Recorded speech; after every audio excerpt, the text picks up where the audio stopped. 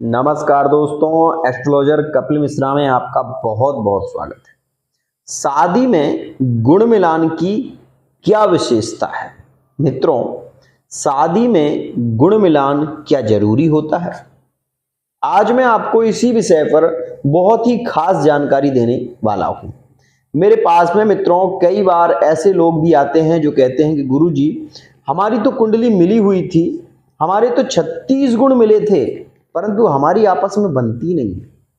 हम बहुत ज्यादा पार्टनर को सपोर्ट भी करते हैं, उनकी बातों को भी मानते हैं, लेकिन फिर भी पार्टनर हमारे पास में रहते हुए भी हमें ऐसा लगता है कि वो हमारे पास में नहीं है, उसका मन हम में नहीं रमा हुआ है, वो हमसे बहुत अच्छे से बात नहीं करते। भाई, प्रेम क्या है मित्रों? प्रेम का मतलब होता है एक दूसरे के प्रति समर्पण, नोक-झोंक। विशेष रूप से यही तो प्रेम का आधार है। प्रेम में जब व्यक्ति को विशेष रूप से शंकाएं उत्पन्न होने लगती हैं, तब दिन पर दिन प्रेम घटता जाता है। ऐसा क्यों होता है? मान लीजिए ऐसा भी देखा जाता है कि आपको बहुत गुस्सा आ रहा है, बहुत गुस्सा आ रहा है आपको, लेकिन जब पार्टनर आपसे प्रेम से बोल दे तो आपका वो गुस्सा भी ठंडा हो जाता है। ऐसी सिचुएशन भी होती है मित्रों, जहां पर परस्पर अति प्रेम होता है, वहां पर झगड़े भी हों लेकिन प्रेम कम नहीं होता। क्यों? क्योंकि वो प्रेम परस्पर प्रेम होता है। लेकिन उसी प्रेम में जब बहुत ज्यादा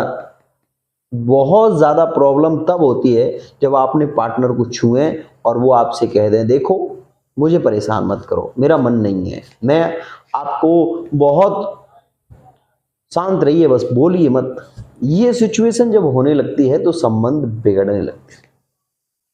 भाई, एक पति क्या चाहता है कि उसकी पत्नी उससे प्रेम करे, एक पत्नी क्या चाहती है कि उसका पति उसको प्रेम करे, एक पार्टनर क्या चाहता है कि उसका जो पार्टनर है वो उसको समझे, उसकी फीलिंग को समझे। लेकिन मैंने ये स्थिति 36 के 36 गुणों में भी नहीं देखी। क्यों? आज मैं इसी विषय पर आपको जानकारी देने वाला हूं। अगर आपने इस चैनल को सब्सक्राइब नहीं किया तो जरूर कर लेना, और साथ ही साथ ये भी जान लेना कि 36 के 36 गुण भी मिल जाएं तब भी प्रेम अच्छा नहीं हो सकता, इसकी संभावनाएं नहीं हो पाती। क्यों? आज मैं वो बताने वाला हूं जो आपको किसी ने कभी नहीं बताया होगा। एक और बात, कुछ भी असंभव नहीं होता, ध्यान रखिएगा। मेरा चैनल है, कुछ भी असंभव नहीं होता, मां कात्यायनी की कृपा से हर कार्य संभव होगा, ध्यान रखिएगा। मित्रों, सबसे पहली और बेहद खास बात, यहां पर यह बात बिल्कुल जाहिर सी बात है कि जब दो कुंडलियों का मिलान होता है तो मित्रों उसमें जो गुण की संख्या है 8 दोष होते हैं विवाह, और विशेष रूप से उन 8 को देखा जाता है। तो मित्रों मैं बताऊं, सबसे पहले गण मिलते हैं। गण कौन सा है? मनुष्य गण है, देवगण है, या राक्षस गण है। अगर दोनों के गण नहीं मिलते, एक का राक्षस गण है एक का देवगण है, तो दोनों के गण नहीं मिले। लेकिन एक का राक्षस गण है एक का मनुष्य गण है, तो बहुत हद तक मिलन हो जाता है। लेकिन राक्षस गण में और देवगण में मिलन की स्थिति नहीं बनती। नाड़ी दोष, अंत मध्य, अंत और मध्य नाड़ी बहुत हद तक ठीक रहती है, लेकिन अंत नाड़ी, मध्य नाड़ी में विवाह के गुण मिलान में तो वो चीज सही आएगी, लेकिन यहां पर आप ये देखेंगे कि आपके संबंध अच्छे नहीं होंगे।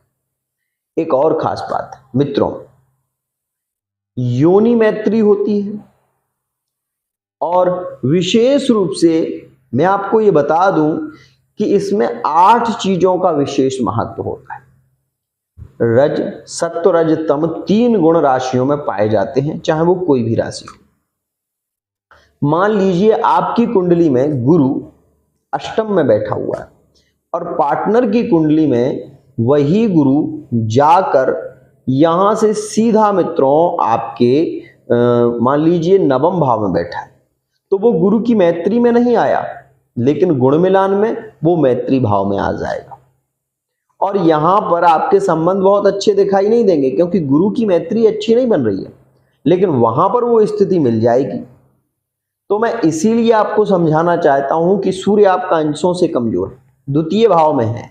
सीधी सी बात है कि आपका जो जन्म है वो फरवरी का है।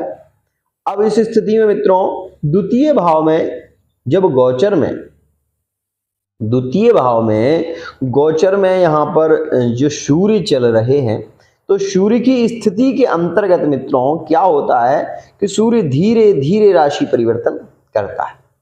उस स्थिति में मित्रों आपने ये भी देखा होगा कि एक होती है नैसर्गिक मैत्री और एक होती है तात्कालिक मैत्री। जो तात्कालिक मैत्री में ग्रह मिल जाते हैं और पंचदा मैत्री में ग्रहों की एक अच्छी स्थिति देखने को मिलती है, वहां पर इन ग्रहों का सही हिसाब किताब मिलता है और तब जाके ये पता चलता है कि हाँ मैरिड लाइफ अच्छी होगी या लव लाइफ अच्छी होगी। मित्रों कुछ लोग कहते हैं पंचम भाव में राहु है, आपका प्रेम गलत हो गया, आपका सब कुछ बिगड़ जाएगा। कैसे बिगड़ जाएगा मित्रों? पंचम भाव में राहु तब खराब फल देता है जब वो भाव, भावेश, दो स्थितियां भाव, भावेश और राशि, इन तीन स्थितियों में यदि राहु खराब है तो वो आपको अशुभ प्रभाव देगा। यदि राहु उच्च का है, मिथुन राशि का है, आपके प्रेम संबंधों को जोड़ेगा, आपके लिए अच्छा कार्य करेगा।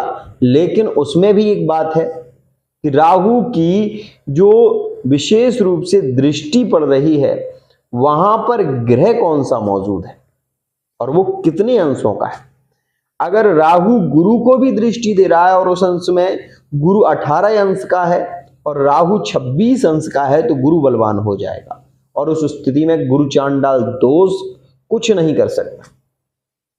गुरु चांडाल दोष आपके लिए भाग्यशाली हो जाएगा, आपके जीवन को बदल कर रख देगा। ये स्थिति तब होती है जब गुण मिलान में कुछ खास स्थितियां। अब मैं आपको वो बता दूं जो आपके लिए कुछ खास है। मित्रों सबसे ज्यादा गुणों का मिलान लड़का लड़की की शादी में ही होता है।